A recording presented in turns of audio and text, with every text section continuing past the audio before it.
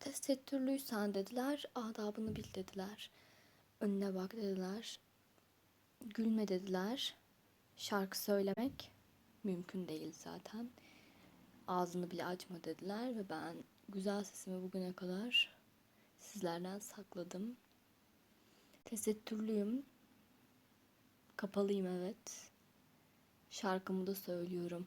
Rastlarsan bir gün gözü yaşlı yavruna suçunu